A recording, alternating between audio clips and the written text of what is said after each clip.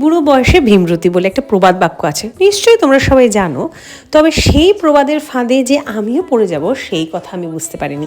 High, this is Mili and welcome back to another mini blog of me time with Mili. আর যারা আমার already subscriber তারা নিশ্চয়ই জানো আমি রিসেন্টলি শান্তিনিকেতন ঘুরতে গেছিলাম। ওখানে ঘুরতে গিয়ে দেখি একদল মহিলা বেশ লাল পাড় হলুদ শাড়ি পরে তালে তাল মিলিয়ে নাচছে। সেই নাচ দেখে না আমার কেমন জানি শখ হলো ওদের সাথে নাচ। শখ হলো আর সেটা মেটাবো না সে তো হয় না, হুজুকে পরে নাচতেও লাগলাম।